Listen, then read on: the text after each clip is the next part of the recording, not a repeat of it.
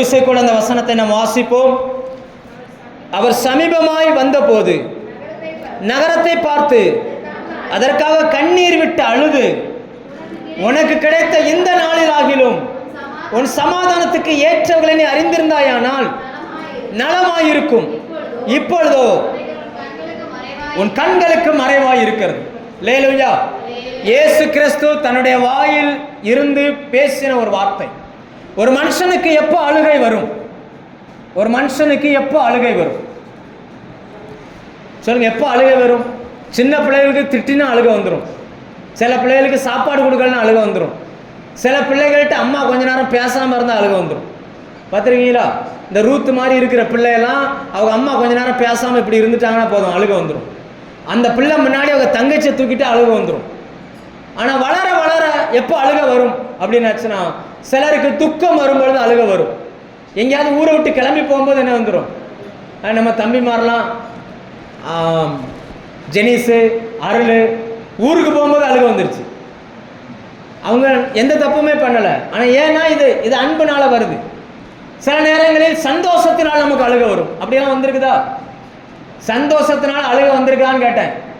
இங்கே இருக்கு பாஸ்டர், சந்தோஷமே வரல பாஸ்டர், அப்புறம் எங்க அழுகை வர? இங்க பாருங்க, பூமியில சந்தோஷத்தை எதிர்பார்க்காதீங்க.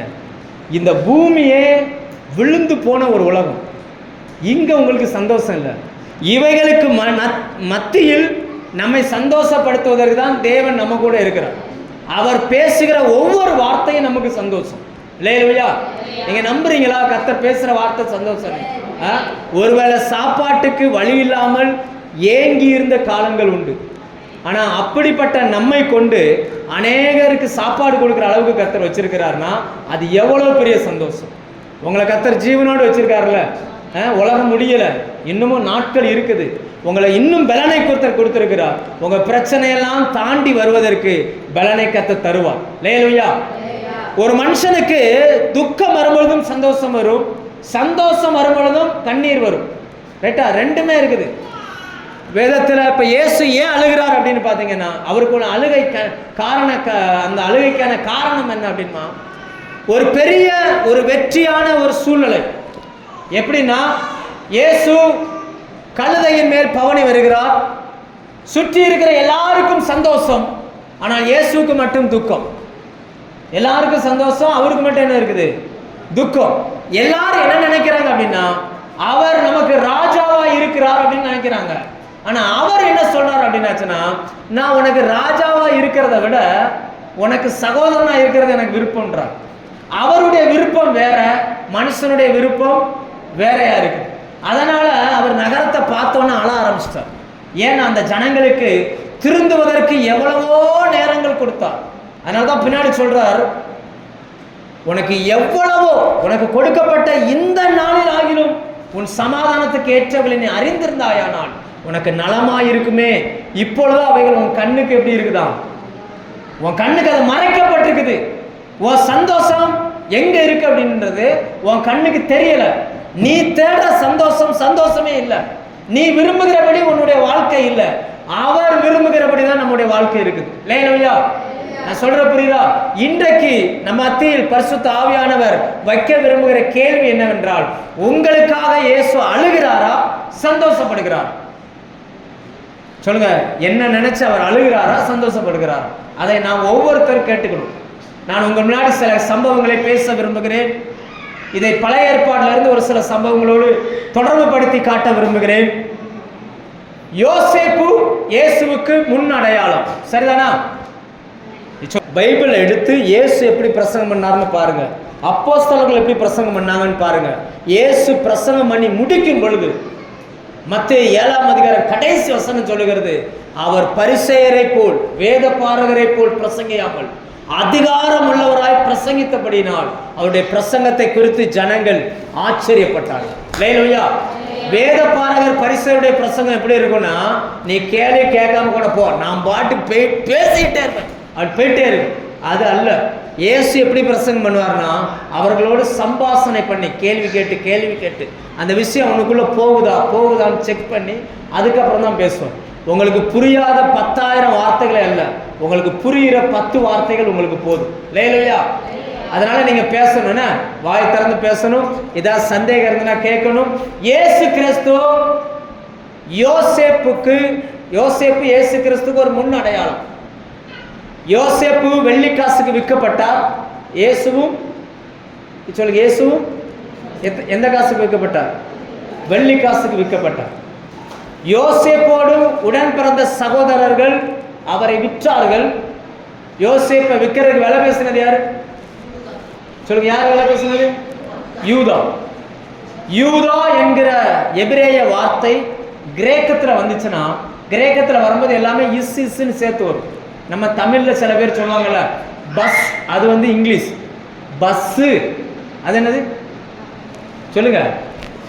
பஸ் இங்கிலீஷ், பஸ்ஸுன்னா நம்ம வந்து அந்த அது போட்டால் தான் அது என்னது.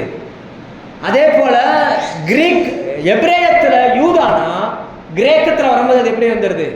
யூதாஸ். அங்கே எப்படி சகோதரனாகிய யூதா விலை பேசினானோ, இங்கேயும் சகோதரனாகிய யூதாஸ் என்ன பண்ணாரு? விலை பேசினான். ரைட்டா? அவர் சிறைச்சாலையில், அதாவது யோசேப்பு சிறைச்சாலையில் இருக்கும்போது 2 குற்றவாளிகள் அவரோடு கூட இருந்தார்கள். ஒருவன் வாழ வைக்கப்பட்டான், ஒருவன் மரணத்துக்கு போனான். இயேசுவோடு கூட 2 பேர் அந்த சிலுவையில் தொங்குகிறார்கள். ஒருவன் ஜீவனுக்குள்ள போனான், ஒருவன் நரக. இப்படி நிறைய இருக்கு. கிட்டத்தட்ட 42 ஒற்றுமை இருக்கு. எத்தனை ஒற்றுமை இருக்கு? 42 ஒற்றுமை இருக்குது. ரைட்டா? யோசேப்பின் சகோதரர்கள் என்கிற ஒரே காரணத்தினாலதான் பார்வோன் யோசேப்பின் சகோதரோடு பேசுகிறான். இல்லைன்னா அவங்க என்ன செய்ய மாட்டாங்க. வேதம் சொல்லுகிறது, எகிப்தியர்கள் மேய்ப்பர்களை அருவருப்பா பார்ப்பாங்க. எப்படி பார்ப்பாங்க?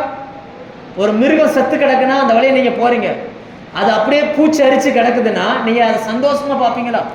எப்படி பார்ப்பீங்க? மூஞ்சி சுருங்கும்ல, அதுக்கு பேர் தான் அருவருப்பு. கானானியர்களை, அதாவது எபிரேயர்களை பார்த்தாலே இவர்களுக்கு பிடிக்காது. நிறைய காரணங்களில் ஒன்று அவர்களுடைய நிறம். அன்னைக்கு இருந்த எகிப்தியர்கள் அத்தனை பேரும் கருப்பர்கள், பிளாக்கர்ஸ். இன்னைக்கு இருக்க எகிப்தியர்கள் அத்தனை பேரும் நிறம் உள்ளவர்கள். ஏன்னா ஆண்டவர் சொன்னார், இன்று காண்கிற எகிப்தியர்களை இனி என்றைக்குமே என்ன செய்ய மாட்டீங்க. அந்த இனமே அழிஞ்சு போச்சு, அந்த இனத்தையே அழிச்சிட்டார். இவர்கள் எல்லாரும் எப்படிப்பட்டவர்கள்னா சிகப்பு நிறம் உள்ளவர்கள். அதனால இந்த நிற வேற்றுமையை இவங்களை ஃபர்ஸ்ட் அந்நியனா காட்டும். ரெண்டாவது அவங்களுடைய தொழில். அதனால அந்த மேய்ப்பர்கள்னாலே அருவருப்பானவர்கள். வேதத்தில் அந்த பார்வோன் யோசேப்பு சம்பவத்தை நீங்க எடுத்தீங்கன்னா, யோசேப்பு இயேசுவுக்கு அடையாளம் என்றால் பார்வோன் பிதாவாகிய தேவனுக்கு அடையாளம். பிதாவின் சமூகத்தில் இன்னைக்கு நீங்களும் நானும் நிக்கிறோம்னா, இயேசுவின் ரத்தத்தால் கழுவப்பட்டதுனாலதான் நம்ம என்ன செஞ்சுக்கிட்டு இருக்கிறோம், நிக்கிறோம். இல்லைன்னா நம்மளால என்ன செய்ய முடியாது, நிக்க முடியாது. அவருடைய பார்வையில் அவர் மகா பரிசுத்தம் உள்ளவர். பாவம் என்பது அவர் வெறுக்கிற ஒன்று. பாவத்தை அவர் என்ன செய்யறாரா, அருவருக்கிறார். பாவத்தை வெறுத்து பாவியை நேசிக்கிறார். இப்படி நிறைய தொடர்புகள் இருக்குது. ஆனாலும் யோசேப்பு தன்னுடைய சகோதரர்களை சந்திக்கும் பொழுதெல்லாம் ஒரு வார்த்தை திரும்ப திரும்ப திரும்ப திரும்ப வரும். என்னன்னா, யோசேப்பு அழுதான் அப்படின்னு. யோசேப்பு என்ன செய்யறாரு? ஏன் அவர் அழணும், என்ன காரணம் அப்படின்னு பார்த்தா, யோசேப்பு தன்னுடைய சகோதரர்கள் என்று அவர்கள் ஒத்துக்கொள்ள வேண்டும் என்று எதிர்பார்க்கிறார். ஆனா அவர்கள் எல்லாம் என்ன செய்யறாங்க, கடைசி வரைக்கும் என்ன செய்யல, அவர் சகோதரராகவே பார்க்கல. ஒரு சில வசனங்களை நாம் வாசிப்போம். எடுங்க, ஆதியாகமம் 42:24. முதல்ல அவர்கள் ஏன் யோசேப்பை அளவைத்த முதல் காரணம், அவன் அவர்களை விட்டு, அவருக்கு முந்தின வசனம் வாசிங்க, ஏன் அழுதான் அப்படின்னு சொல்லி. அவர்களிடத்தில் பேசினபடியால் அவர்களுக்கு தெரியும் என்று அறியாது இருந்தார்கள். இப்ப பாருங்க, அவங்களை பிடிச்சிட்டு வந்துட்டாங்க. அந்த நாட்டில் பல நாட்டு மக்கள் வருகிறார்கள். எல்லா பாஷையும் எல்லாருக்கும் தெரியாததுனால பல மொழி பாஷைகள் தெரிந்த ஒருவர் மொழிபெயர்க்கிறார். அந்த மொழிபெயர்ப்பாளருக்கு மட்டும்தான் நம்ம பாஷை தெரியும் நினைச்சுக்கிட்டு இவங்க என்ன பண்றாங்க அப்படின்னாச்சுன்னா, யோசேப்பை குறித்த அந்த விஷயத்தை பேசுகிறார்கள். அதுக்கு முந்தின வசனம் வாசிங்க, என்ன பேசுறாங்க அப்படின்னு. ரூபன் அவர்களை பார்த்து இளையவனுக்கு விரோதமாய். இப்ப அவர்கள் தங்களுக்குள்ள பேசிக்கிறாங்க. ஏன்னா கொஞ்சம் முதல்ல வந்து சொல்லும் பொழுது இப்போ பாருங்க, யோசேப்பு கிட்ட வந்து பேசும்போது என்ன தெரியுமா சொல்றாங்க? 13 வசனம் வாசிங்க. அவர்கள் யோசேப்பு உமது அடியாராகிய நாங்கள் 12 சகோதரர்கள் கானான் தேசத்தில் இருக்கிற ஒரு தகப்பன் புத்திரர். நல்ல கவனிங்க, இளையவன் இப்பொழுது எங்கள் தகப்பனிடத்தில் இருக்கிறான். ஒருவன் என்ன செஞ்சான்? காணாமல போனான். சொல்லுங்க, காணாமல போனான். இவங்க தான் ரேட்டு பேசினாங்க. இவங்க தான் ரேட்டு பேசி என்ன செஞ்சாங்க? வித்தாங்க. ஆனாலும் இப்ப வந்து எப்படி கேட்கிறாங்க அப்படின்னா, தங்களை நீதிமான்களாய் காட்டுகிறார்கள். தன்னுடைய தவற அவங்க என்ன செய்ய மாட்டேங்கிறாங்க, ஒத்துக்கிடவே மாட்டாங்க. இன்னைக்கும் கிறிஸ்தவத்துல தேவனிடத்துல வரும் பொழுது உங்கள் தவறை நீங்கள் ஒத்துக்கொள்ளவில்லை என்றால், அவர்கள் அந்த தவறை ஒத்துக்கொள்ளாததுனால யோசேப்பு தனியா போய் என்ன செஞ்சாரு? அழுதார். இன்னைக்கும் உங்க தவறை நீங்க ஒத்துக்கிடலைன்னா அவர் அழதான் செய்கிறார். லேலுயா. ஏன் தெரியுமா? நீங்க உங்க தவறை ஒத்துக்கொள்ளும் பொழுது மட்டும்தான் தேவன் உங்களுக்கு நன்மையே செய்ய முடியும். பாவமும் நீதியும் ஒரு இடத்துல இருக்காது, பாவமும் பரிசுத்தமும் ஒரு இடத்துல இருக்காது. அதனாலதான் ஆண்டவர் சொன்னா, நீ ஆலயத்துக்கு வரும் பொழுது உன் சகோதரன் மேல உனக்கு ஏதாவது கோபம் இருந்துச்சுன்னா காணிக்கையை வச்சுட்டு போ அப்படின்னு. காணிக்கை என்ன செய்யணுமா? காணிக்கையை வச்சுட்டு முதல்ல போய் அவன்கிட்ட ஒப்புரம் வாங்கிட்டு அதுக்கப்புறம் இங்க வா அப்படின்னா. ஆனா நம்ம என்ன தெரியுமா செய்யறோம்? நமக்கு நாமே சமாதானமா பேசிக்கிறோம். இல்ல, அவன் என்னை பார்த்து எப்படி பேசலாம், அவன் பேசுனதுக்கு தானே நான் பதில் பேசியிருக்கேன் அப்படின்னு நம்ம என்ன செஞ்சுக்கிறோம்? பேசிக்கொள்ளுகிறோம். நான் சொல்ல புரியுதா உங்களுக்கு? நன்றாய் புரிந்து கொள்ளுங்கள். ஏன் யோசேப்பின் சகோதரர்கள் யோசேப்பை அளவைத்தார்கள்? முதல் காரணம் என்னவென்றால், அவர்கள் தங்களை நீதிமான்களாய் காட்டினார்கள். இன்னைக்கு நான் சொல்றேன், தேவ சமூகத்துல நீதிமான் அவருடைய பரிசுத்தத்துக்கு இணையாய் இந்த பூமியில் எந்த மனுஷனுமே கிடையாது. நீங்க ஆண்டவர்கிட்ட வரும் பொழுது உங்கள் தவறை நீங்கள் ஒத்துக்கொள்ளுங்கள். லேலுயா. நான் சொல்ல புரியுதா? நிறைய நேரங்களில் நம்ம தவறை நம்ம என்ன செய்ய மாட்டோம், ஒத்துக்கிறதே கிடையாது. எத்தனை பேர் இன்னைக்கு ஜெபம் பண்ணும்போது நேற்று கோவப்பட்டது, திட்டினது, பிள்ளையை திட்டினது, கெட்ட வார்த்தை பேசினது, எரிச்சல் பட்டது, புருஷனுக்கு சாப்பாடு வைக்கும்போது தண்ணி வைக்காதது, நீயே உன் தட்டை கழுவிட்ட என்ன அப்படின்னு கேள்வி கேட்டது, எத்தனை பேர் ஆண்டவர்கிட்ட அறிக்கை பண்ணீங்க? இதெல்லாம் தப்பு இல்லைன்னு நினைக்கிறீங்களோ? சொல்லுங்க, இதெல்லாம் தப்பு இல்லைன்னு நினைக்கிறீங்களா? என்ன ஒரு பதிலுமே சொல்ல மாட்டேங்கிறீங்க? சொன்னீங்களா? ஆண்டவர்கிட்ட சொன்னீங்களா? ஆண்டவரே, என் வீட்டுக்காரரை பார்த்து நான் ஒரு முறை முறைச்சிட்டேன் ஆண்டவரே. என்ன பண்ணிட்டேன்? ஒரு முறை முறைச்சிட்டேன். நீங்க சொல்லியிருக்கிறீங்க, உங்களுக்கு நான் எவ்வளவு தூரம் கீழ்ப்படுகிறேனோ அவ்வளவு தூரம் வீட்டுக்காருக்கு கீழ்ப்படியணும்னு சொல்லியிருக்கிறீங்க. நம்மை நீதிமானாய் காட்டுகிறோம். நீங்க நீதிமான் தான், அதுல மாற்று கருத்து இல்லை. இயேசுவின் ரத்தத்தால் கழுவப்பட்ட நீதிமான்கள். ரைட்டு? நம்மள யாரு? இயேசுவின் ரத்தத்தால் கழுவப்பட்ட நீதிமான்கள். ஆனா அந்த ரத்தத்தால் கழுவப்படணும்னா யாரை கழுவா? எந்த மனுஷன்கிட்ட குறை இருக்குன்னு சொல்றானோ அவனை என்ன செய்வாரு? கழுவார். ஆனால் நாம் நம்மை நீதிமானாய் காட்டிக் கொள்கிறோம். தேவ சமூகத்தில் வரும்போது நம்முடைய குறைகளை நாம் பேசுகிறதே இல்லை. அவர்கள் ஏன் யோசேப்பை அள வச்சாங்கன்னா, தங்களை நீதிமானாய் காட்டுகிறார்கள். காட்டிக்கிட்டு அவங்களுக்குள்ள பேசிக்கிறாங்க. அதை யோசேப்புக்கு தெரியாதுன்னு நினைச்சுக்கிட்டாங்க. அது என்ன நினைச்சுக்கிட்டாங்க?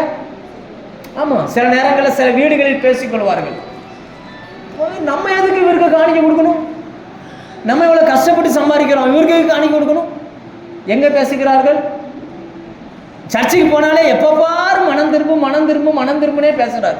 என்னைய பார்த்தே பேசுறாரு. யாரை பார்த்து பேசுறாரு? புறநான செவத்தை பார்த்தா பேச முடியும். ஆண்டவர் என்னை அபிஷேகம் பண்ணி வச்சதே உங்களுக்கு பேசுறதுதான்.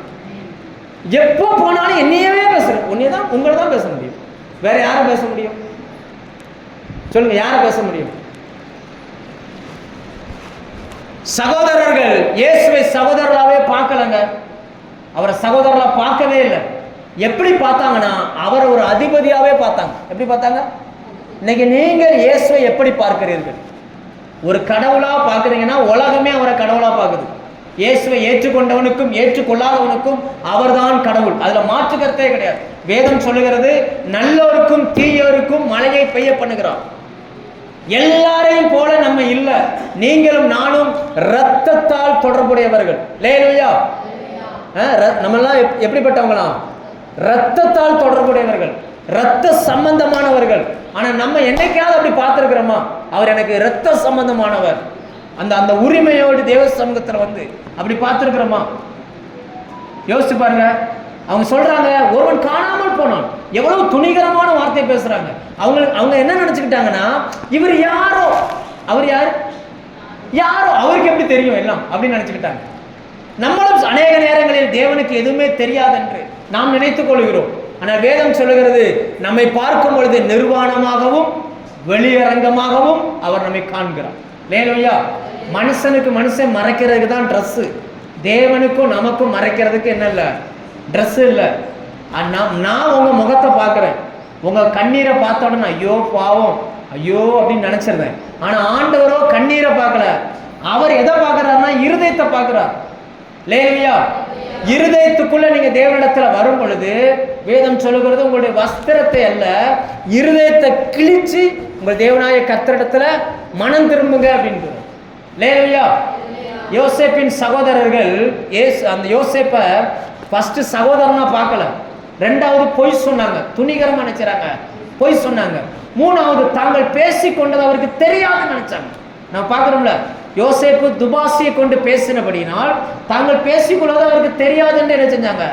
நினைத்து கொண்டார்கள். அவன் அப்புறமாய் போய் அழுதான் அப்படின்னு சொல்லுங்க. லேலோயா. உங்க வீடுகளில், வேலை ஸ்தலங்களில், ஸ்கூலில் நீங்கள் பேசிக்கொள்வதெல்லாம் கர்த்தருக்கு தெரியாதுன்னு நினைக்காதீங்க. கர்த்தருக்கு தெரியும், எல்லாம் அவருக்கு தெரியும். ரைட்டா? அன்னைக்கு இஸ்ரவேல் ஜனங்கள் ஆலயத்துல தான் ஆராதனை பண்றாங்க. ஆனா அந்த ஆராதனை எப்படிப்பட்ட ஆராதனை இருந்துச்சு தெரியுமா? அவரை ஏத்துக்கிடல, அவனுக்கு தோணுனதெல்லாம் என்ன செய்யறாங்க? பண்றாங்க. பைபிள்ல ஆண்டவர் முதல்ல பண்டிகை கொடுக்கும்போது அந்த பண்டிகை கர்த்தருடைய பண்டிகை. அந்த பண்டிகை என்னது? கர்த்தருடைய பண்டிகை. ஆண்டவர் அவர்களுக்கு 7 பண்டிகைகளை கொடுக்கிறார். 7 கர்த்தருடைய பண்டிகை. கர்த்தருடைய பண்டிகைக்கு வரும் பொழுது தப்பு செஞ்சவன் வீட்டில் இருந்தே அந்த தப்புக்கான பரிகாரத்தை கையில கொண்டுட்டு வரணும். இவங்க என்ன தெரியுமா பண்ணாங்க? வெளியில இருந்து வந்தா ஜனங்களுக்கு தெரிஞ்சிடும். உங்களுக்கு புரியுற மாதிரி சொன்னா, ஒருத்தன் இப்ப இப்படி வச்சுக்கணும், உங்களுக்கு புரியுதுக்காக சொல்றேன். நீங்க கோலம் போட்டது போதானே, இந்த பாப்பா இப்ப பொய் சொல்லிட்டான்னு வச்சுக்கணும். நல்லா கவனிங்க. இந்த பாப்பா பொய் சொல்லிட்டா, பஸ்கா பண்டிகைக்கு வரணும். பொய் சொன்னா ஒரு சேவலை கொண்டுட்டு வரணும். இப்படி வச்சுக்கணும். பைபிள்ல அதுக்கு நிறைய இருக்கு. சேவலை கொண்டுட்டு வரணும். இப்ப வீட்டில இருந்து ஒரு சேவலை தூக்கிட்டு வந்தா பாக்குறவங்களுக்கு எல்லாம் என்ன தெரியும்? நான் சொல்ல புரியுதா? அப்ப இவங்க யாரு? ஊருக்கே தெரிஞ்சிடும்ல. இவங்க ஏதோ ஒரு பொருளை எடுத்துட்டாங்கன்னு வச்சுக்கணும். ஒரு பொருளை எடுத்துட்டா வீட்டில இருந்து வரும்போது புறா குஞ்சம் கொண்டுட்டு வரணும். இப்ப பியூலா புறா குஞ்சம் தூக்கிட்டு வரா, பாக்குறவங்களுக்கு எல்லாம் என்ன தெரியும்? சொல்லவே தேவையில்லை. இவங்க என்ன பண்ணியிருக்காங்க? ரைட்டா? இவங்கெல்லாம் சேர்ந்து ஒரு முடிவு பண்ணாங்க. ஏய், இப்படி எத்தனை காலம் இப்படியே பண்றது? ஊருக்கே காட்டி கொடுத்துரும் போல இருக்குது. நம்ம ஒண்ணு பண்ணுவோம், தேவாலயத்திலேயே புறா விற்கவும், தேவாலயத்திலே கோழி வித்துருவோம், அங்கிருந்து வரும்போது நீதிமானாய் வருவோம், தேவாலயத்துல வந்து நம்ம என்ன பண்ணிக்கிடுவோம்? சொல்லுங்க. தேவாலயத்துல வந்து அப்படி நினைக்க ஆரம்பிச்சிட்டாங்க. அதனாலதான் புதிய ஏற்பாடு வந்த உடனே கர்த்தருடைய பண்டிகைன்னு வராது, யூதருடைய பண்டிகையாக பஸ்கா வந்துச்சு அப்படின்னு. கர்த்தரே அங்க இல்லை. நான் சொல்ல புரியுதா உங்களுக்கு? என்ன காரணம்னா, பொய் பேசுகிறான், ஜனங்கள் மத்தியில் தன்னை உயர்வாய் காட்டுகிறான். காட்ட வேண்டிய அவசியமே இல்லை. நான் சொல்லட்டுமா? தேவனுக்கு முன்னாடி தன்னை எவ்வளவுக்கு எவ்வளவு உங்களை தாழ்த்துறீங்களோ அவ்வளவுக்கு அவ்வளவு கர்த்தரே உங்களை உயர்த்துவாருங்க. கர்த்தரே உங்களை உயர்த்துவார். நீங்க உங்களை உயர்த்தணுன்ற அவசியமே கிடையாது. நீங்க உயர்த்தினீங்கன்னா எவ்வளவு உயரம் போறீங்களோ அவ்வளவு கீழே வந்துடுவீங்க. கர்த்தரே உங்களை உயர்த்துவார். அவருடைய வேலை வரும் சரியான நேரத்துல கர்த்தர் உங்களை உயர்த்துவார். அவர் உங்களை உயர்த்தும் பொழுது எல்லா கண்களையும் இப்படி பார்க்கும். எல்லா கண்ணையும் எப்படி பார்க்கும்? இப்ப வேணா இப்படி பார்க்கட்டும், பரவாயில்ல. ஆனா கர்த்தர் உங்களை உயர்த்தும் போது எப்படி பார்ப்பாங்க? ஆமா, இப்படி பார்ப்பாங்க. தேவ சமூகத்தில் உங்களுக்கு உயரம் வேணும்னா உண்மையை பேசி பழகுங்க. இஸ்ரவேல் ஜனங்கள் உண்மையை பேசவே இல்லை. அதனால அவங்களுக்கு சமாதானமே இல்லை. ஏன்னா வசனம் சொல்லுகிறது, துன்மார்க்கனுக்கு சமாதானம் இல்லை. உங்களுக்கு வாழ்க்கையில சமாதானம் இல்லைன்னா ஃபர்ஸ்ட் உண்மையை பேசுங்க, உண்மையா நடந்து கொள்ளுங்க. உங்களை பத்தி நீங்க யார்கிட்ட போய் சொல்றீங்க? அவரை பத்தி அவரு தான் எல்லாமே தெரியுமே. தெரியுமா தெரியாதா? எல்லாமே தெரியுமா? அவர்கிட்ட போய் எதுக்கு போய் சொல்றீங்க? அவர்கிட்ட ஏதாவது போய் சொல்லி தப்ப முடியுமா? சொல்லுங்க, தப்ப முடியுமா? அவர் நீடிய பொறுமையா இருக்கிறார் என்பதற்காக உங்களை கண்டுகொள்ளவில்லை என்று அர்த்தம் அல்ல. நீங்கள் செய்கிற எல்லாத்தையுமே லைசன்ஸ் கொடுக்கிறான்னு அர்த்தம் இல்ல. அவர் வெயிட் பண்றார். மனம் திரும்பிறான் அவர் வெயிட் பண்ணி கொண்டிருக்கிறார். முதலாவது அவர்கள் ஏன் அவர்கள் அள வைத்தார்கள் என்றால் பொய் சொன்னார்கள். அடுத்ததா 21, 22, 23 தங்களுக்கு தெரியாது என்று நினைத்து அவர் பேசினார்கள். அடுத்த இன்னொரு வசனத்தை வாசிப்போம். ஆதியாகமம் 43, 11 வாசிங்க. 11ஆம் வசனம். இப்போ என்ன ஆச்சுன்னா, இப்ப பொய் சொல்லியாச்சு, நீதிமானம் காட்டியாச்சு. ஆனாலும் அவர்கிட்ட இரக்கம் பெறணும். என்ன செய்ய? அவங்க அப்பா ஒரு ஆலோசனை சொல்லுகிறார், கொஞ்சம் காணிக்கைகளை கொண்டுட்டு போ. அவங்க அப்பா சொல்றாரு பாருங்க, வாசிங்க. ஒன்று செய்யுங்கள், இந்த தேசத்தில் உச்சிதமான வஸ்துக்களில் கொஞ்சம் பிசின் தைலமும் கொஞ்சம் தேனும் கந்த வர்க்கங்களும் வெள்ளை போலமும் தரப்பிந்து கொட்டைகளும் வாதுமை கொட்டைகளும்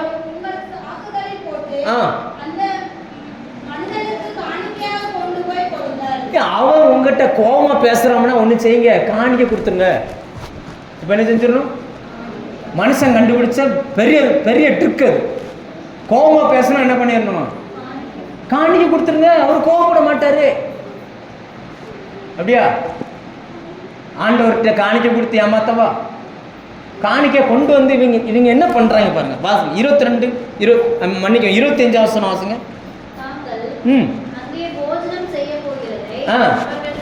அவர்கள் கேள்விப்பட்டபடியால் மத்தியானத்தில் யோசேப்பு வருமளவும் அப்படியே காணிக்க வச்சுட்டு வெயிட் பண்றாங்க. அவங்க கொண்டு போன பொருள் மேல கண் இருக்கு, அவங்க இருதயத்தின் மேல அவங்களுக்கு என்ன இல்லை.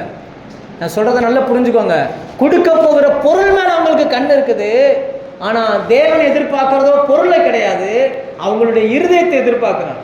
யோசேப்பு அவங்ககிட்ட எதிர்பார்த்தது என்னன்னா, தன்னை சகோதரனா அவங்க பார்க்கணும்னு எதிர்பார்த்தார். இவங்க கடைசி வரைக்கும் என்ன செய்யலையா?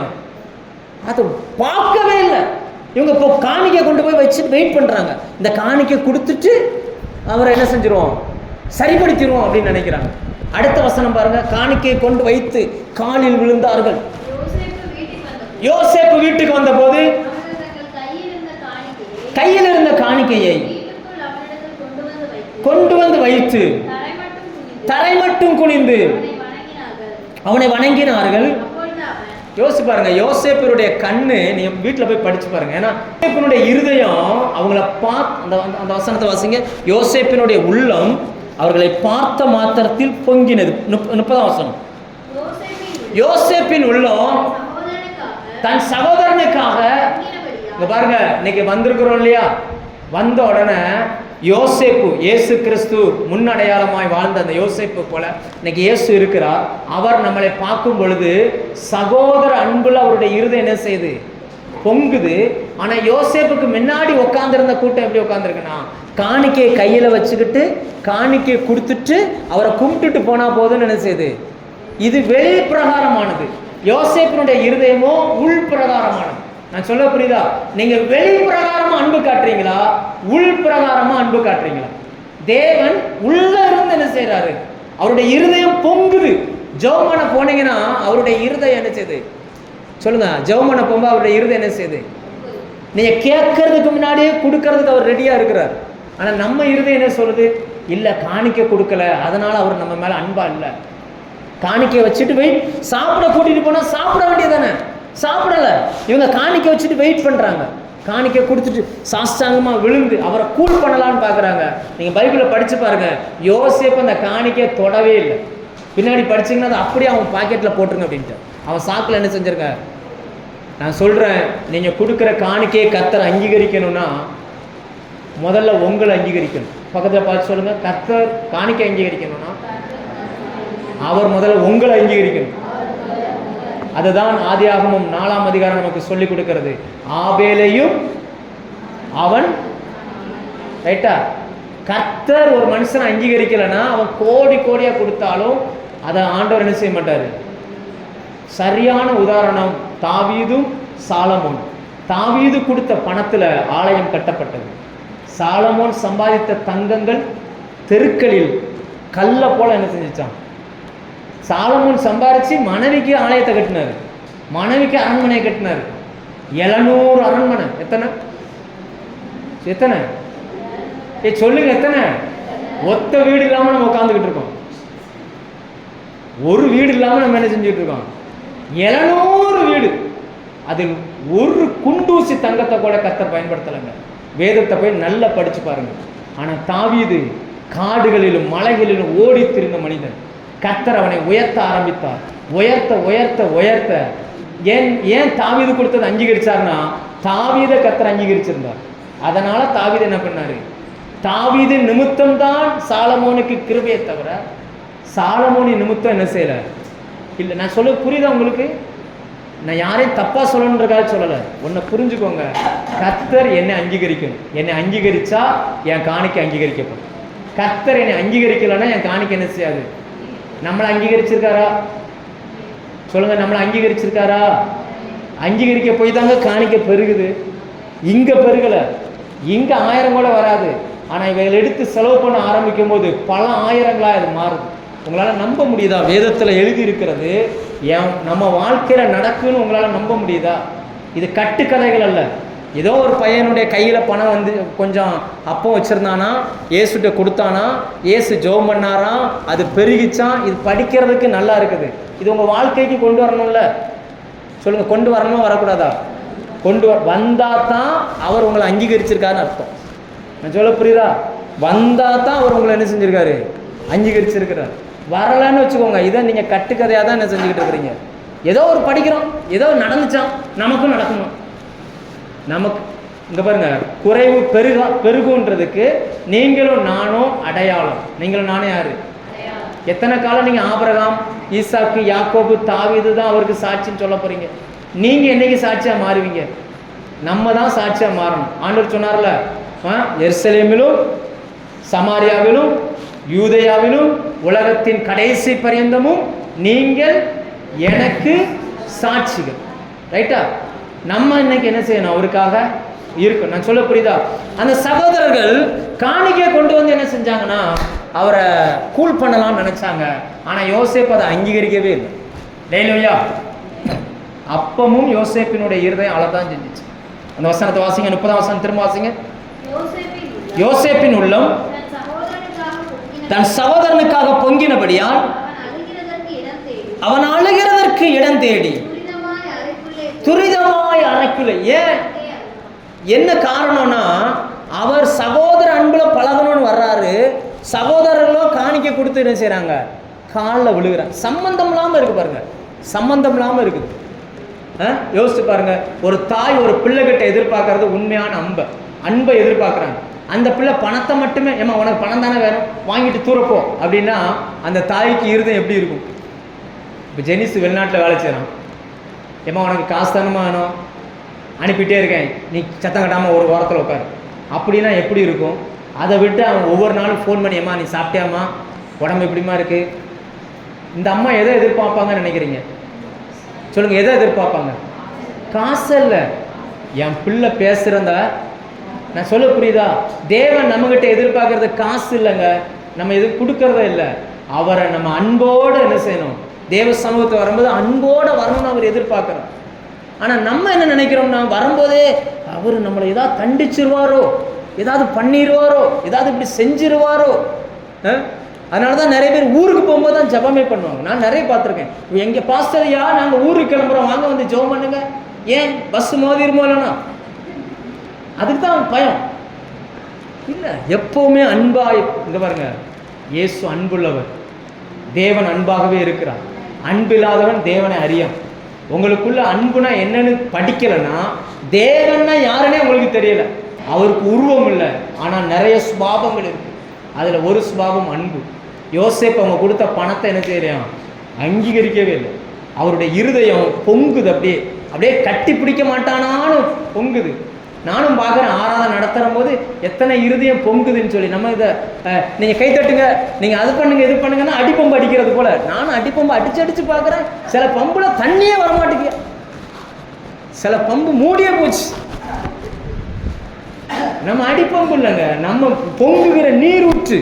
நம்ம யாருமே சொல்ல தேவையில்லை, இயேசுவே நான் நம்ம இருதயம் ஆட்டோமேட்டிக்காக அப்படியே பொங்கணும். லேலுயா.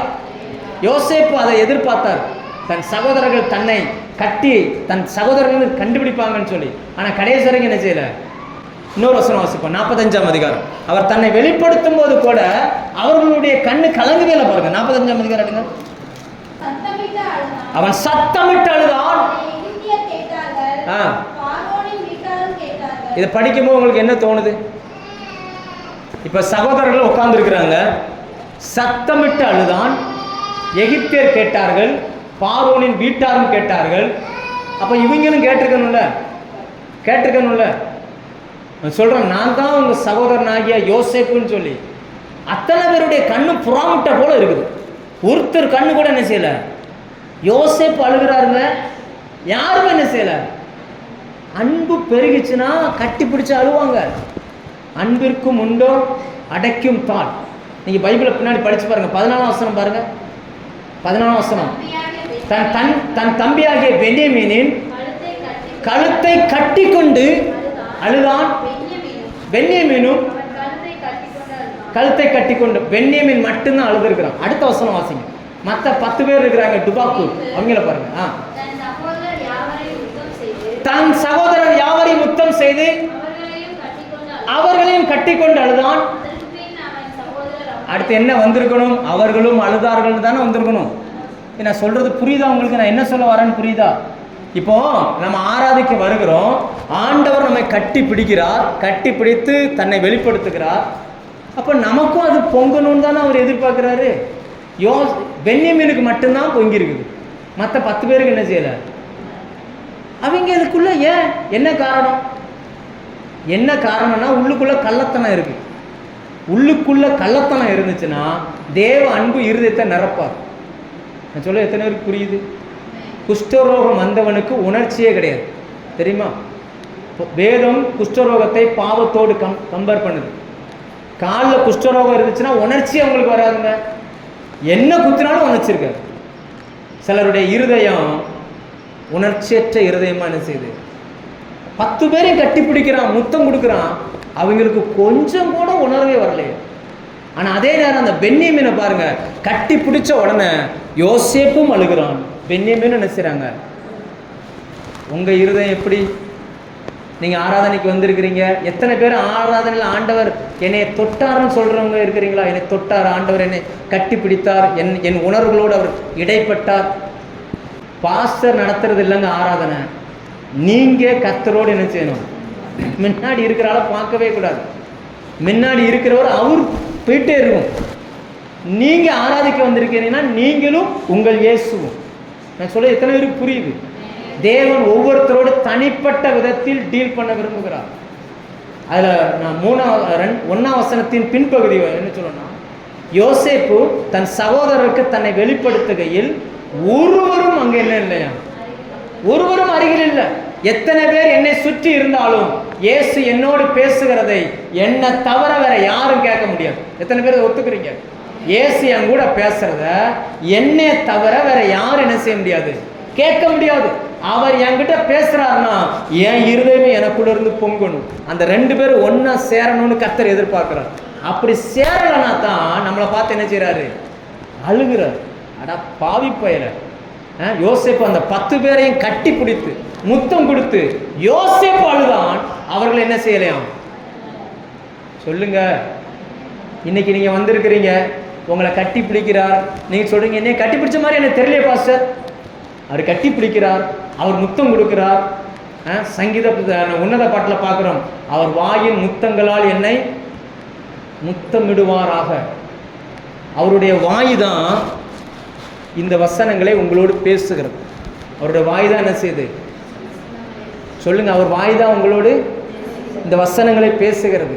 அப்போ அவர் உங்களை வாயினால் முத்தமிடலன்னு நீங்கள் எப்படி சொல்கிறீங்க? ஆனாலும் இப்போ கூட இந்த வசனம் உங்களை நோக்கி அனுப்பப்படும் கூட சில இருதயம் என்ன செய்யுது, அப்படியே உள்ள போகுது, கீழே போகுது, மேலே வரமாட்டாங்குது. எங்கே போகுது சொல்லுங்க? தண்ணீர் பொங்கி பாட்டு படிக்கிறோம், ஊற்று தண்ணியே, என்ன பாட்டு? ஊற்று தண்ணீரே என் தேவ ஆவியே, ஜீவ நதியே என்னில் வா வா வா வா வா. அவர் சொல்றாரு வரமாட்டேன் வரமாட்டேன் வரமாட்டேன் வரமாட்டேன் வரமாட்டேன். ஏன் ஏன் ஏன் உன் இருதயத்துக்குள்ள கள்ளத்தனம் இருக்கு, கள்ளத்தனம் இருக்கு, கள்ளத்தனம் இருக்கு.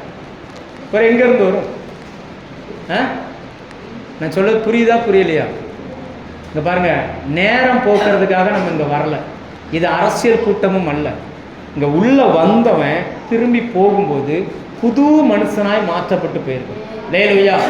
நீங்க ஒரு சத்தியத்தை கேட்குறீங்கன்னா ஏதோ ஒன்றிலிருந்து விடுதலை ஆயிருக்கணும். அப்படி விடுதலை ஆனாதான் நீங்க கேட்டது சத்தியம். இல்லைன்னா அது சொற்பொழிவு. இல்லைன்னா அது என்னது? சொற்பொழிவு. ஒரு அரசியல்வாதி பேசுறது போல. அரசியல்வாதி பாஸ்டர்மாரோட நல்லா பேசுவாங்க. வேணும்னா அரசியல் கூட்டங்கள் ஆரம்பிச்சிட்டாங்க. இனி எலெக்ஷன் வந்துருச்சு, நிறைய கூட்டங்கள் வரும். உட்காந்து கேட்டு பாருங்க, நேரம் போகிறது தெரியாது, பயங்கரமாக இருக்கும். ஆனால் அது ஒரு பிரயோஜனமும் கிடையாது. அதே போல ஒரு கூட்டம் அல்ல இது. கர்த்தர் தன்னுடைய வார்த்தையை உங்களை நோக்கி அனுப்பி கொண்டிருக்கிறார். நான் உன்னை நேசிக்கிறேன், நான் உன்னை கட்டி பிடிக்கிறேன், உனக்கான வார்த்தையை அனுப்புகிறேன், உன் வாழ்க்கையை மாற்ற விரும்புகிறேன். ஆனால் உங்ககிட்ட இருந்து எந்த ரியாக்ஷனுமே என்ன செய்யல, வரல. ஒரே ஒருத்தன் தான் ரியாக்ஷன் வருது. அவன் யாராம்? பென்யமீன், வலது பக்கத்தில் நிற்கிறவன். பென்யமீன்னா வலது பக்கத்தில் நிற்கிறவன். யார் வலது பக்கத்தில் நிற்கிறவன்? மத்தேயு 25ஆம் அதிகாரத்தில் இயேசு ஒரு ஓமை சொல்லுகிறார். அந்நாட்களில் அவர் வருவார், ஆலயத்துக்குள்ள இருக்கிறவங்களை ரெண்டா பிரிப்பார். ஒரு பக்கம் வெள்ளாடு எல்லாம் இடது பக்கம், செம்மறியாடெல்லாம் வலது பக்கம். வலது பக்கத்தில் நிற்கிறவங்களா அதெல்லாம் எந்த ஆடு சொல்லுங்க? எந்த ஆடு? செம்மறியாடு. செம்மறியாடு. செம்மறியாடுக்கு வாள் மேலே தூக்கி நிற்காது. எப்பவுமே வாள் எங்கே தான் நிற்கும்? ஆமாம், பெருமை இல்லாத கூட்டம். அவர்களுக்கு மட்டும்தான் இயேசுவின் சத்தம் கேட்டவொன்னே அழுக வரும். யோசேப் அப்படி கட்டி பிடிச்ச உடனே பென்யமீனுக்குள்ள என்ன வந்துருச்சான்? அழுக வந்துச்சு. இந்த வெள்ளாட்டு கூட்டம் அதுவும் சர்ச்சுக்குள்ளே தான் இருக்குது, அதுவும் ஆடுதான். ஆனால் அந்த கூட்டம் என்ன செய்யலை, அதை பற்றி கேர் பண்ணவே இல்லை. வெள்ளாட்டுக்கு பின்னாடி மேய்ப்பன் ஓடணும், செம்மறி ஆடு மேய்ப்பனுக்கு பின்னாடி வரும். நான் சொல்கிறது எத்தனை பேருக்கு புரியுது? மேய்ப்பன் நடந்து போனால் செம்மறி ஆடு யாரை ஃபாலோ பண்ணும்? மேய்ப்பனை ஃபாலோ பண்ணும். வெள்ளாடு வெள்ளாடு எங்கேயாவது ஓடிக்கிட்டு இருக்குங்க. இவர் போய் எதை என்ன செய்யணும்? இவர் ஏன் நகரத்தை பார்த்து அவர் அழுகிறார்? சொல்லுங்க, ஏன் அழுகிறார்? முதல்ல அவங்க என்ன செய்யலை, உண்மையை பேசலை, தங்களை நீதிமானாய் காட்டுகிறார்கள். அவர் காணிக்கை கொடுத்து திருப்திப்படுத்தலாம்னு நினைச்சாங்க. ஒண்ணுமே இல்லைனாலும் கர்த்தர் நம்மளை நடத்துவாருங்க. லேலுயா.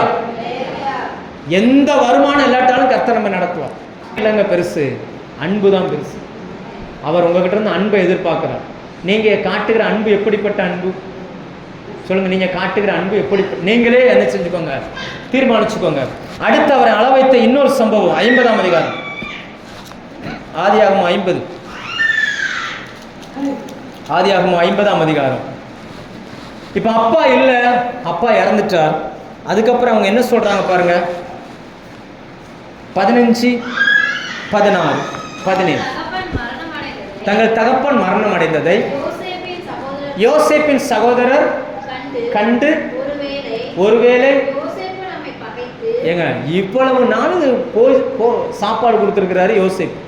அவங்க என்ன நினைச்சிட்டாங்கன்னா, அப்பா இருந்ததுனால தான் நமக்கு சாப்பாடு கிடைச்சிச்சு, இப்போ அப்பா இல்லை, நமக்கு இவர் சாப்பாடு தரமாட்டாரோ, நம்மளை கொன்றுவாரோன்னு பயப்படுறாங்க. வாசிங்க. நாம் அவனுக்கு செய்த எல்லாவற்றுக்கும், எல்லா பொல்லாப்புக்காகவும் நமக்கு சரிக்கு சரி கட்டுவான் என்று சொல்லி யோசேப்பினிடத்தில் ஆள் அனுப்பி, உம்முடைய சகோதரர் உமக்கு பொல்லாங்கு செய்திருந்தாலும் அவர்கள் செய்த துரோகத்தையும் பாதகத்தையும் நீர் தயவு செய்து மன்னிக்க வேண்டும். எவ்வளவு பெரிய பொய் சொல்றாங்க பாருங்க. மாறவே மாட்டாங்க. எவ்வளவு பெரிய பொய் சொல்றாங்க. அப்பா சாகிறதுக்கு முன்னாடி சொன்னாரு அப்படின்றாங்க. நீங்க படிச்சு பார்த்தீங்கன்னா, அப்பா சாகும் போது பக்கத்தில் இருந்தது யோசேப்பு தான். யோசேப்பு தான் தன் தகப்பனுடைய கண்ணை மூடுகிறார். யோசேப்பு தான் கூட இருந்திருக்கிறார். நீ இவங்க சொல்றாங்க, இல்ல இல்ல அப்பா சொன்னாரு, நீ என்னை தண்டிச்சிடக்கூடாதுன்னு சொல்லி அப்பா சொன்னாரு. அப்படின்னா என்ன அர்த்தம்னா, யோசேப்புக்கும் சகோதரர்களுக்கும் இடையில் அவங்க அப்பாவை ஒரு மீடியேட்டரா பயன்படுத்தி இருக்கிறாங்க. அந்த வசனம், அடுத்த வசனம் வாசிங்க, 17. ஆகையால் உம்முடைய தகப்பனுடைய தேவனுக்கு ஊழியக்காரராகிய நாங்கள் துரோகத்தை மன்னிக்க வேண்டும் என்று அவனுக்கு சொல்ல சொன்னார்கள். சொன்னபோது என்ன செஞ்சான்? ஏன்னா மத்தியஸ்தரை அவர் விரும்பலைங்க. நான் சொல்ல புரியுதா? உங்களுக்கும் தேவனுக்கும் இடையில உங்கள் பிரச்சனைகளை இன்னொரு ஆள்கிட்ட சொல்கிறத அவர் விரும்பவே இல்லை. நீங்கள் டைரெக்டாக பேசணும்னு ஆண்டவர் விரும்புகிறார். இல்லையா? இவர்கள் என்ன பண்ணாங்கன்னா ஒரு மத்தியஸ்தரை விரும்புகிறாங்க. இவங்ககிட்ட சொல்லி நிறைய பேருடைய அதாவது நீதிமொழிகள் ஒரு வசனம் இருக்குது, அவன் வாயினால் அவனுடைய வயிறு நிரம்பும். சொல்லுங்க உங்க வாயினால், எப்போ உங்க வாயினால் உங்க வயிறு நிரம்பும். பக்கத்தில் பார்த்து சொல்லுங்க, உங்க வாயினால் உங்க வயிறு நிரம்பும். ஏன் நீங்க பட்னியா இருக்கீங்க தெரியுமா? உங்க தேவையை இன்னொரு ஆள்கிட்ட சொல்லி அவர் சொல்றதுனால. நான் சொல்றது எத்தனை பேருக்கு புரியுது? இங்கிருந்து விடுவிக்கிறார், நடக்கிறார், உட்காருகிறார், தேற்றுகிறார், தடவுகிறார். இங்கெல்லாம் ஃபோனை போட்டு எனக்காக ஜெபம் பண்ணுங்க. ஆண்டவர் உன் பக்கத்திலே நிற்பார். கூமுட்ட முதல்ல நீ ஜெபம் பண்ணு. என்ன நான் தப்பா சொல்லிட்டேனோ? ஜெப உதவிக்கு ஆட்களை தேடுகிற தப்பு இல்லைங்க. ஆனா நீங்க ஜெபம் பண்ணாம நீங்க வீட்டில் தூங்க, உங்களுக்காக அவங்க ஜெபம் பண்ணுவாங்க, நீங்க எதிர்பார்க்குறீங்க பார்த்தீங்களா? அது பெரிய தப்பு. நீங்க டிவியில சீரியலை போட்டு உட்காந்துக்கணும், உங்களுக்காக உங்க உட்காந்து என்ன செய்யணுமா? முழங்கால் போட்டு ஜெபம் பண்ணணும்னா ஆண்டவர் பரிதாபப்பட்டு ஜெபிக்கிறவனுக்கு தான் கொடுப்பார், உங்களுக்கு ஒன்றும் தரமாட்டான்.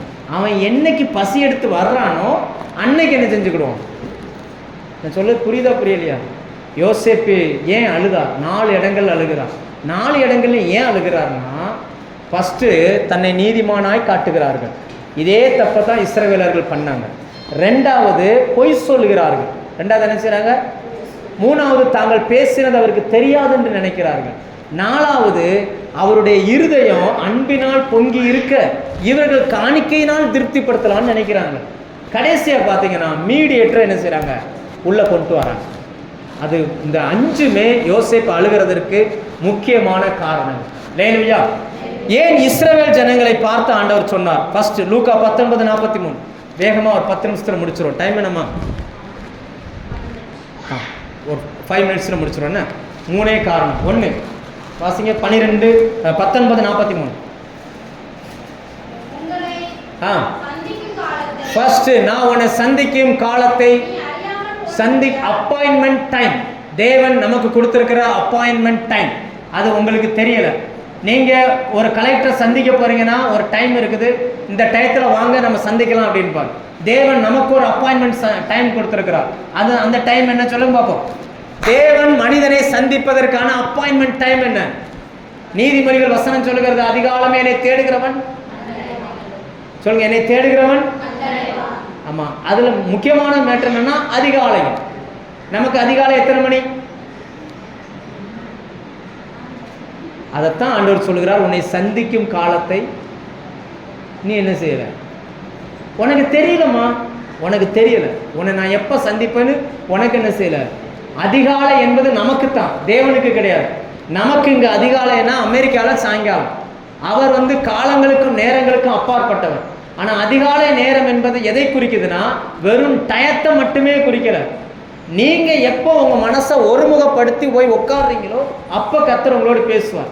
நீங்க எந்திரிக்கிறதே லேட்டா எந்திரிச்சிங்கன்னா, லேட்டா எந்திரிக்கும் போது கணவர் 7:30 வீட்டுக்கு வேலைக்கு போகணும். நீங்க லேட்டா எந்திரிச்சு பைபிளை புரட்டுற நேரம், ஏ டீ போடலையா அப்படிம்பார். 2 வசனம் படிக்கிறதுக்குள்ள பிள்ளை எந்திரிச்சிடும், ஏமா எனக்கு காப்பிங்கும். அடுத்து 2 வசனம் படிக்கிறதுக்குள்ள வீட்டில் தண்ணி வந்துடும். அப்புறம் குக்கரில் உலை குதிச்சிடும். நீ எங்கே ஜெபம் பண்ண, எங்கே அவரை சந்திக்க, எப்போ அவர் உங்ககிட்ட பேச? ஆண்டவர் சொன்ன, உன்னை சந்திக்கும் காலத்தை நீ அறியாமல் போனபடி. இதே நேரம் ஊருக்கு போகிறதா இருந்தால் நம்ம என்ன செஞ்சிருந்தோம்? அலாரம் வைக்காமலே 5 மணிக்கு எந்திரிச்சிடுறோம். ஆனால் ஜெபம் பண்ணணும் போது என்ன செய்கிறோம்? சொல்லுங்க.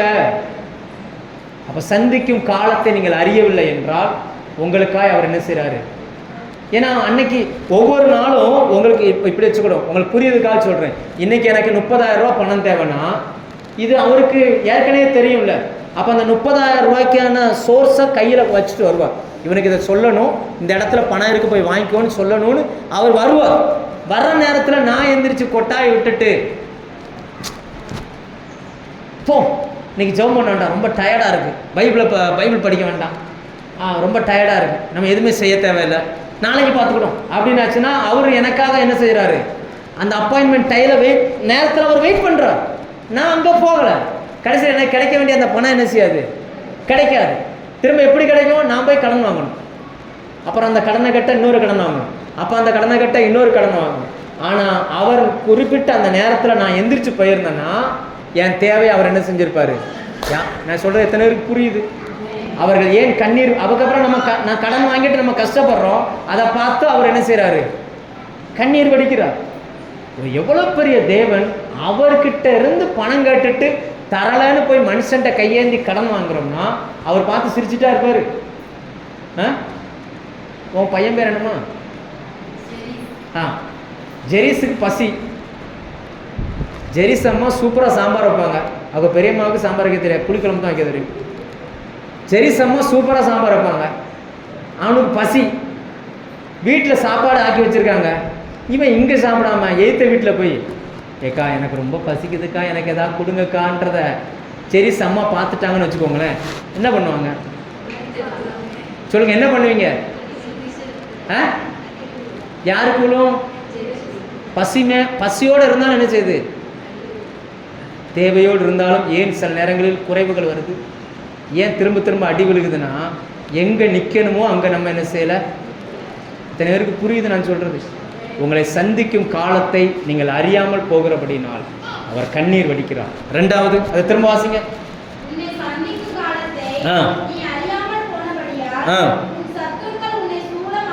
போது அங்கெல்லாம் போக வேண்டாம். நான் உங்களை ஆசீர்வதிக்க கட்டளை பெற்றேன், நான் சாபத்துக்கு ஏதான வார்த்தைகளை நான் பேசலை. அதை நீங்களே படித்து நீங்கள் தெரிஞ்சுக்கோங்க.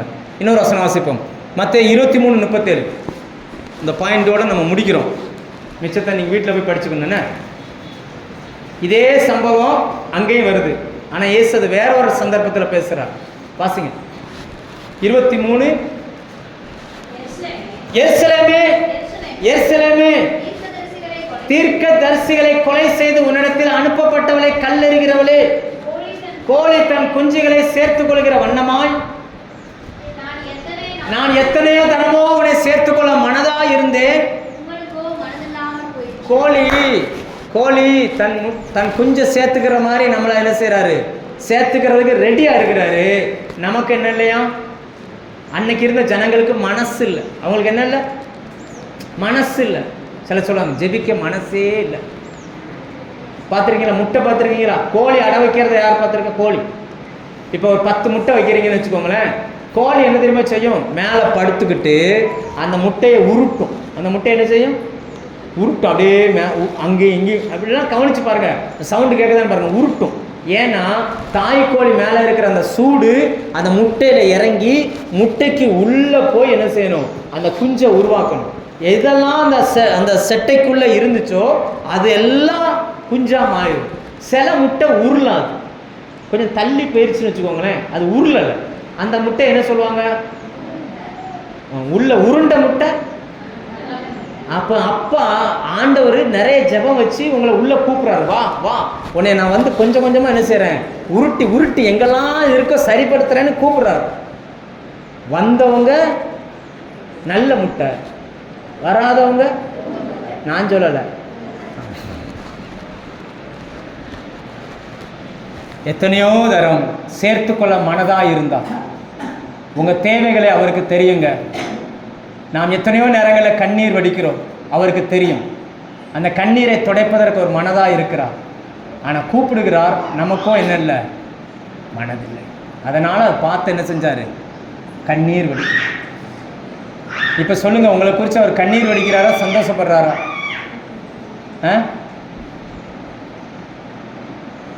சொல்லுங்கள். கண்ணீர் வடித்தார்னா கவலைப்படாதீங்க. வேதத்தில் இயேசு ஒரு மனிதனுக்காக, தனி மனிதனுக்காக அழுதுருக்கிறார்னா ஒரே ஒரு மனுஷனுக்காக தான். அந்த மனுஷனுடைய பெயர் லாசரு. அந்த மனுஷனுடைய பெயர் லாசரு. இயேசுவின் அழுகை லாசரு உயிரோடு எழுப்பிச்சு. அவர் கண்ணீர் விட்டார். அடுத்து என்ன செஞ்சார்? லாசருவே வெளியே வான்னு சொன்னார். உங்களுக்காக இயேசு அழுகிறார்னா நிச்சயமாக உங்களையும் கல்லறையிலேருந்து என்ன செஞ்சிருவார்? உங்களை கட்டி வைத்திருக்கிற கட்டுகள்லேருந்து வெளியில் கொண்டு வந்துடுவார். நீங்கள் நம்புறீங்களா? நீங்கள் நம்புறீங்களா? நிச்சயமாக லாசரை விடுவித்தவர் உங்களை என்ன செய்வார்? விடுவிப்பார். எழுந்து நிற்போமா? நம்ம ஜெபம் பண்ணுவோம். எல்லாம்